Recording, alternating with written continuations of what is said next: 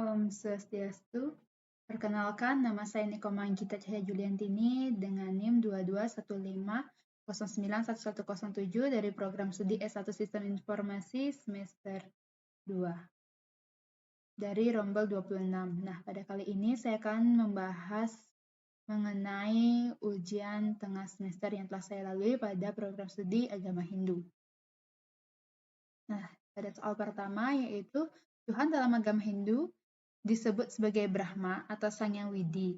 Selain itu, pada dasarnya ketuhanan dalam agama Hindu dipercaya sebagai pada Tuhan Yang Maha Esa, tetapi sistem ketuhanannya terkoordinasi dalam konsep ketuhanan Trimurti. Tuhan adalah kebenaran, Tuhan ada di mana-mana. Jangan pernah bersandar pada ketidakbenaran dalam keadaan apapun. Jika mengikuti jalan ketidakbenaran, kita tidak akan dapat mengembangkan kasih. Maka dari itu, kembangkan kasih sepanjang waktu. Berilah contoh dalam kehidupan sehari-hari bagaimana mengembangkan kasih dengan mengikuti kebenaran. Nah, menurut saya, contoh pengembangan kasih dengan mengikuti kebenaran dalam kehidupan sehari-hari, yaitu dengan menolong orang-orang yang sedang kesusahan, seperti berbagi makanan kepada orang yang membutuhkan, kemudian menolong orang yang sedang jatuh, kemudian menyiram tanaman, memandikan hewan, dan lain sebagainya. Kemudian soal nomor 2 yaitu dengan mengucapkan mantra yang benar dan berulang-ulang akan membawa ketenangan pikiran. Nah, jelaskan mengapa hal tersebut terjadi. Jadi, menurut saya, kenapa dengan mengucapkan mantra secara berulang-ulang dapat membawa kita kepada pikiran yang tenang? Karena dengan mengucapkan mantra secara berulang-ulang dapat membantu kita untuk mengarahkan fokus pikiran kita pada suatu objek. Nah, dengan hal tersebut, otak kita akan menjadi lebih fokus. Selain itu, mantra juga memiliki vibra positif dan energi yang mempengaruhi pikiran dan perasaan seseorang sehingga membawa ketenangan dan kedamaian.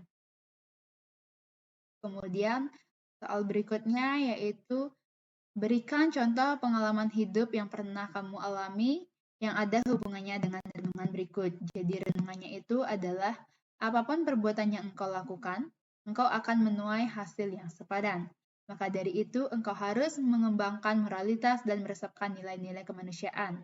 Karena ketika makanan menjadi basi, tidak ada gunanya untuk menyimpan makanan tersebut, karena ia akan menjadi semakin basi.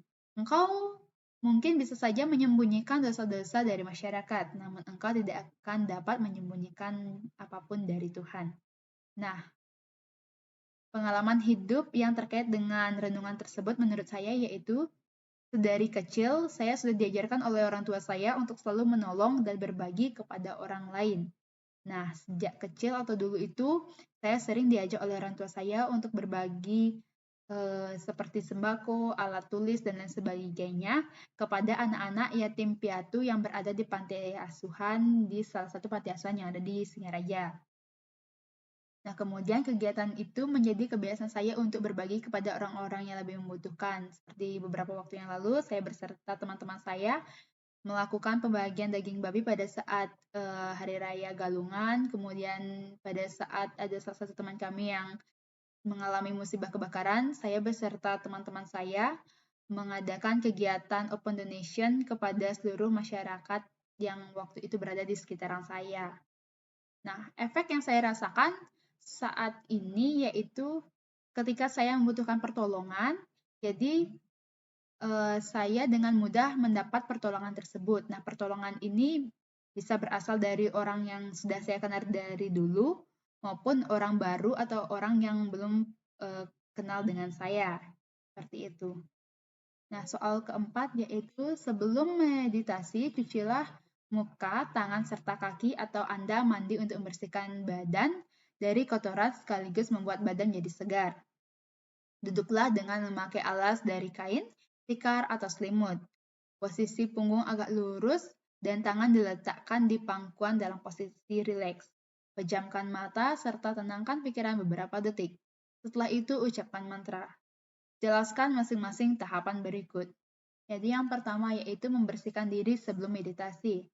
Nah, sebelum memulai meditasi disarankan untuk membersihkan diri terlebih dahulu. dengan mencuci muka, tangan, dan kaki, atau mandi untuk membersihkan badan dari kotoran sekaligus membuat badan jadi segar. Nah, dengan membersihkan diri sebelum meditasi, dapat membantu kita merasa lebih segar dan fokus pada saat meditasi. Kemudian yang kedua yaitu duduk dengan posisi yang tepat. Nah, dengan duduk dengan posisi yang tepat dapat membantu kita untuk merasa nyaman dan fokus selama meditasi. Duduklah dengan punggung yang tegak, lurus, dan tangan diletakkan di pangkuan. Dalam posisi rileks, alas yang digunakan dapat berupa kain, tikar, ataupun selimut yang nyaman. Kemudian yang ketiga yaitu memejamkan mata dan menenangkan pikiran. Nah, setelah duduk dengan posisi yang tepat, pejamkan mata dan tenangkan pikiran selama beberapa detik. Ini dapat membantu kita untuk fokus dan mempersiapkan diri untuk meditasi. Dan kegiatan yang terakhir yaitu dengan mengucapkan mantra.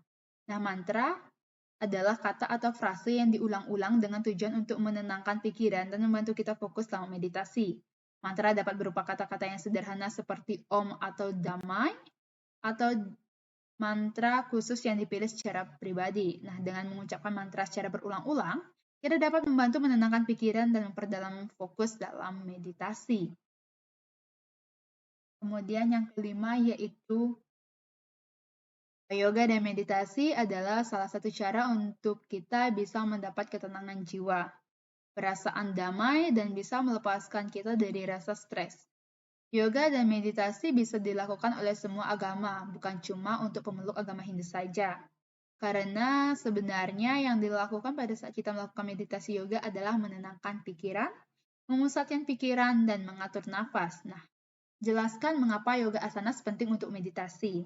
Menurut saya, yoga asanas adalah pose tubuh dalam praktik yoga. Yoga asanas tidak hanya berfungsi untuk meningkatkan kekuatan fisik dan kelenturan, tetapi juga dapat membantu dalam meditasi. Nah, berikut adalah beberapa alasan mengapa yoga asanas penting untuk meditasi.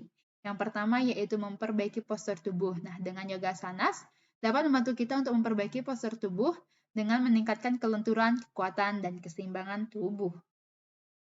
Yang kedua yaitu meningkatkan kesadaran tubuh. Dalam yoga asanas, kita perlu memastikan dan memperhatikan pada tubuh dan bernapas dalam pose yang kita lakukan. Kemudian yang ketiga yaitu mengurangi stres dan ketegangan. Nah, saat kita berada dalam pose yoga, kita diharuskan untuk memusatkan pikiran pada napas dan membebaskan ketegangan dari tubuh kita. Dan yang terakhir yaitu mengembangkan ketenangan pikiran. Nah, dengan yoga asanas ini dapat membantu kita untuk mencapai ketenangan pikiran melalui meditasi dan gerakan. Kemudian pertanyaan nomor 6 yaitu jelaskan hubungan antara yoga Surya Namaskara dengan kasih pranayama. Kemudian berikan contoh pranayama yang cocok untuk asanas tersebut. Dan badan dan pikiran dan gambarlah rangkaian yoga Surya Namaskara yang Anda ketahui dan apa maknanya. Nah, hubungan antara Surya Namaskara dan pranayama terkait dengan pernapasan yang diperlukan dalam gerakan Surya Namaskara, yaitu setiap gerakan dalam Surya Namaskara membutuhkan koordinasi dengan napas yang teratur dan diatur dengan pranayama. Seringkali Surya Namaskara diikuti dengan latihan pernapasan sehingga membantu dalam mengatur napas dan membuka jalur pernapasan. Kemudian berikut ini merupakan gerakan-gerakan dalam yoga Surya Namaskara. Yang pertama yaitu ada gerakan Pranamasana seperti gambar 1 yang telah saya tampilkan. Nah, gerakan tersebut dilakukan dengan berdiri yang tegak dengan kedua kaki rapat atau sedikit agak renggang. Cakupkan kedua telapak tangan dan letakkan pada dada, hembuskan napas dengan kuat. Pertahankan konsentrasi pada mudra tekanan pada kedua belah tangan dan pengaruh mudra pada daerah dada. Kemudian gerakan yang kedua yaitu Hasta Ustasana. Nah, gerakan ini dilakukan dengan mengangkat dan renggangkan tangan di atas kepala dengan telapak tangan menghadap ke atas. Lengkungkan punggung dan renggangkan seluruh tubuh. Kemudian tarik napas perlahan, renggangkan kepala ke belakang dalam posisi senyaman mungkin dan jaga lengkungan punggung bagian atas. Nah, gerakan berikutnya yaitu Padahastanasana. Gerakan ini dilakukan dengan cara letakkan kedua telapak tangan di bawah telapak kaki, kemudian letakkan kepala sedekat mungkin dengan lutut dan posisikan punggung agar tetap lurus. Kemudian gerakan selanjutnya yang keempat yaitu Aspa Sancalanasana. Gerakan ini dilakukan dengan menekukkan salah satu kaki, boleh kaki kiri dan atau kaki kanan. Kemudian satu kaki lainnya dilemparkan sejauh mungkin ke belakang. Usahakan untuk kaki belakangnya itu tetap lurus. Kemudian posisikan tangan di sebelah kaki yang berada di depan. Posisikan kepala agar tetap menghadap ke depan sejajar. Nah, kemudian gerakan kelima yaitu Parvatasana. Gerakan ini dilakukan dengan cara membuka sedikit kaki, kemudian turunkan badan hingga tangan dapat menyentuh lantai. Kemudian posisikan kepala menghadap ke belakang, seperti gambar 5 yang telah saya tampilkan di slide. Dan posisikan agar kaki dan lutut itu tetap lurus membentuk segitiga. Kemudian gerakan yang keenam yaitu posisinya seperti pada gambar yang telah saya capture pada slide ini, di mana posisi kepala itu menghadap ke depan, tangan berada di sebelah badan, dan kaki agak sedikit ditekuk hingga menyerupai gerakan yang telah saya cantumkan pada slide ini. Kemudian gerakan ketujuh yaitu gerakan Bhujangasana. Gerakan ini seperti postur kobra, di mana kaki diluruskan ke belakang sejauh mungkin, badan diangkat, tangan berada di sebelah badan, kemudian posisikan kepala menghadap ke atas. Jadi seperti gambaran yang telah saya tampilkan juga pada slide ini, di sana sudah ada gambar Bhujangasana. Kemudian yang ke-8 yaitu gerakan Aspa Sancalasana lagi. Gerakan seperti tadi diulang, seperti gambar yang telah saya capture juga. Kemudian gerakan yang ke-9 yaitu gerakan Parvatasana yang seperti sudah saya jelaskan tadi dan yang sudah saya capture pada slide ini juga. Kemudian kita beralih ke gerakan Padahasana lagi dengan posisi badan menghadap ke bawah seperti gambar. Kemudian ada gerakan Hasta Uttasana seperti gambar yang telah saya capture juga di gambar 11. Dan yang terakhir yaitu gerakan Pranamasana seperti gambar 12. Nah, kemudian pertanyaan nomor 7 yaitu, ide Sangya Widiwasa bersifat Wiyapake, ada di mana-mana. Jelaskan bagaimana Anda dapat membuktikan bahwa Tuhan itu ada di mana-mana. Jadi, menurut saya, ide Sangya Widiwasa itu bersifat Wiyapake ini dapat dibuktikan dengan jika kita ingin bersembahyang dan ingin memuja Dewa Brahma, kita tidak harus pergi ke Pura Andakasa, di mana Pura Andakasa itu merupakan tempat bertanya Dewa Brahma. Dan itu tempat bertanya Dewa Brahma yaitu Pura Desa. Nah, kita juga tidak perlu pergi ke Pura Desa itu. Nah, kita dapat memujanya dari mana saja, bisa dari rumah atau dari tempat kalian berada saat ini, karena Tuhan ini memiliki sifat Wiyapake. Seperti itu. Jadi soal yang terakhir yaitu yoga dan meditasi adalah salah satu cara untuk kita bisa mendapatkan ketenangan jiwa, perasaan damai, dan bisa melepaskan kita dari rasa stres. Yoga dan meditasi bisa dilakukan oleh semua agama, bukan cuma untuk membentuk agama Hindu, karena kebenarannya yang dilakukan pada saat kita melakukan meditasi adalah yoga adalah menenangkan pikiran, pemusatan pikiran, dan mengatur nafas. Jelaskan mengapa yoga asana penting untuk meditasi. Jadi, menurut saya yoga penting dilakukan dalam meditasi karena yoga asana ini dapat melatih dan meningkatkan konsentrasi kita sehingga mampu untuk meningkatkan kualitas yoga dan meditasi kita. Nah, itu tadi pembahasan mengenai ujian tengah semester yang telah saya lalui. Jika ada kesalahan kata, saya mohon maaf, dan akhir kata saya tutup dengan Paramasanti. Om Santi Santi Santi Om.